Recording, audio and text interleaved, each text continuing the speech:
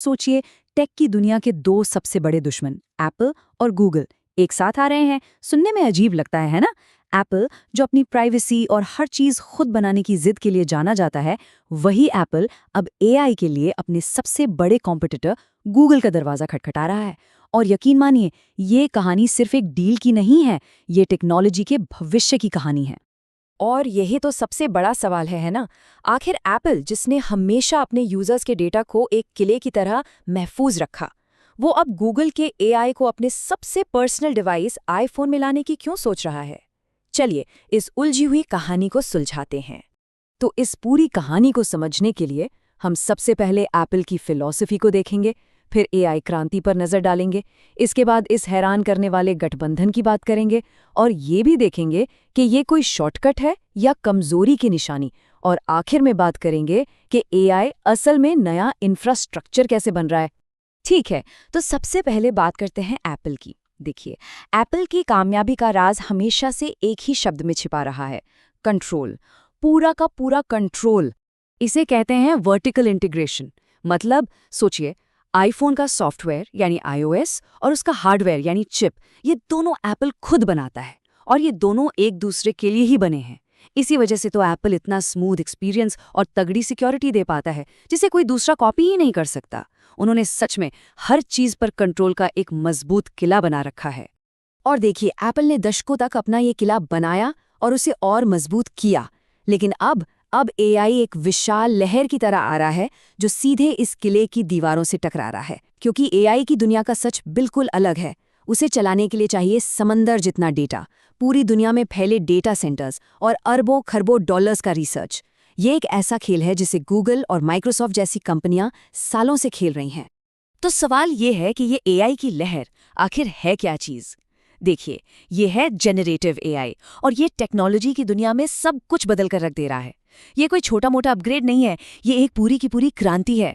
इसे ऐसे समझिए, मान लीजिए आप एक सुपर कार बना रहे हैं, तो आपको क्या चाहिए? दुनिया का सबसे अच्छा इंजन, जो है खास एआई चिप्स। फिर चाहिए सबसे अच्छा ईंधन, जो है बेहिसाब डेटा। और हाँ, एक बहुत बड़ा रेस ट्रैक भी तो चाहिए, जो है क्लाउड इंफ्रास्ट्रक्चर। और ये सब बनाना बेहद महंगा और बहुत ही मुश्किल काम है।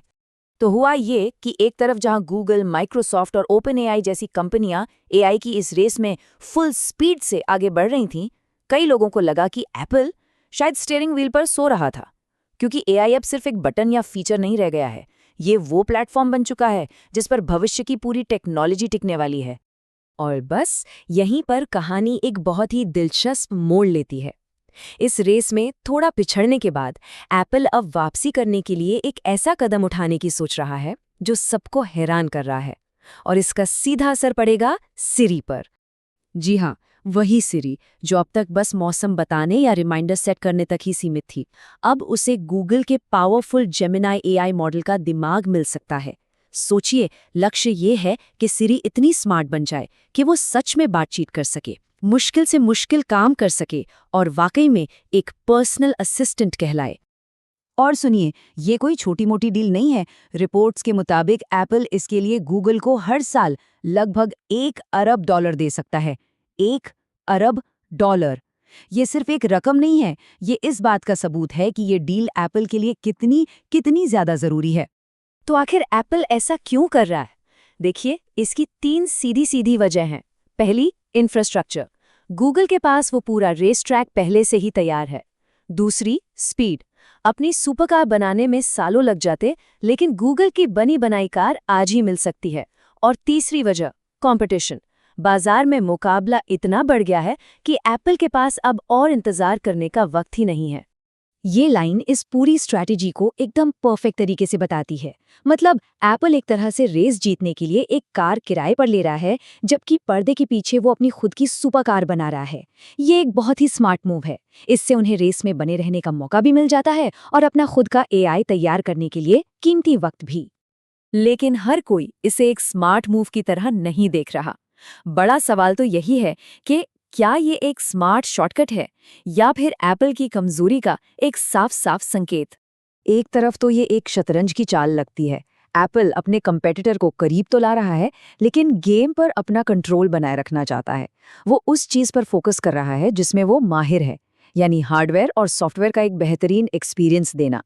लेकिन दूसरी तरफ ये भी दिखाता है कि एप्पल ने एआई इंफ्रास्ट्रक्चर बनाने में शायद देर कर दी और अब अपनी एक कोर टेक्नोलॉजी के लिए उसे अपने सबसे बड़े दुश्मन पर निर्भर होना पड़ रहा है। और फिर आता है प्राइवेसी का सबसे बड़ा सवाल। ये एप्पल के लिए वो एलिफेंट इन द रूम है जिसे कोई भी नजरअंदाज नहीं कर सकता। सोचिए, एप्पल की पूरी ब्रांड इमेज यूजर प्राइवेसी पर टिकी है। अब गूगल जैसी कंपनी के एआई को अपने सिस्टम में लाने का मतलब है कि उन्हें यह साबित करना होगा कि लोगों का डेटा अब भी 100% सुरक्षित है। ये शायद उनकी सबसे बड़ी चुनौती होने वाली है। चलिए अब इस कहानी से थोड़ा जूम आउट करते हैं और बड़ी पिक्चर को देखते हैं, क्योंकि ये सिर्फ एप्पल और गूगल की बात नहीं है, ये पूरी दुनिया में चल रही एक नई तरह की आर्म्स रेस है, एक एआई आर्म्स रेस। इस रेस को आप एक 3 लेयर वाले केक की तरह समझ सकते हैं। सबसे नीचे की लेयर है क्लाउड इंफ्रास्ट्रक्चर, यानी वो बड़े-बड़े डेटा सेंटर्स। बीच की लेयर है एआई चिप्स, जो इस पूरे सिस्टम को पावर देती हैं। और सबसे ऊपर है एआई मॉडल, यानी वो असली दिमाग जो सोचता है। Amazon, माइक्रोसॉफ्ट, इन्वीडिया और गूगल, ये सारी बड़ी कंपनियां इसी केक के सबसे बड़े हिस्से पर कब्जा करने के लिए लड़ रही हैं। आसान शब्दों में कहें तो एआई अब नई बिजली है, और इतिहास ने हमें सिखाया है कि जो बिजली को कंट्रोल करता है वही भविष्य को कंट्रोल करता है। ये अब कोई लग्जरी नहीं रह गया है, ये इंटरनेट की तरह एक बेसिक ज़रूरत बन चुका है। और जो भी कंपनियां इस नए इंफ्रास्ट्रक्चर को कंट्रोल करेंगी वही टेक्नोलॉजी की दुनिया पर राज करेंगी। जरा सोचकर देखिए, एक ऐसा पर्सनल असिस्टेंट जो शायद आपको आपसे भी बेहतर जानता हो, वो आपके लिए ईमेल लिख दे, आपकी मीटिंग्स की तैयारी करवा दे और आपकी आदतों को सीखकर आपके काम को पहले से कहीं ज्यादा आसान बना दे। यही वो भविष्य है जिसकी तरफ हम सब बहुत तेजी से बढ़ रहे हैं, और एआई असिस्टेंट्स ही इसका रास्ता बनेंगे। तो आखिर में एक सवाल तो बनता ही है, आने वाले एआई के दौर में असली ताकत किसके हाथ में होगी? उस कंपनी के पास जो दुनिया का सबसे अच्छा फोन या लैपटॉप बनाती है, या फिर उस कंपनी के पास जो उस डिवाइस के अंदर की सोच, उसकी इंटेलिजेंस को कंट्रोल करती है? इस सवाल का जवाब आने वाले दशक की टेक्नोलॉजी की पूरी कहानी लिखेगा।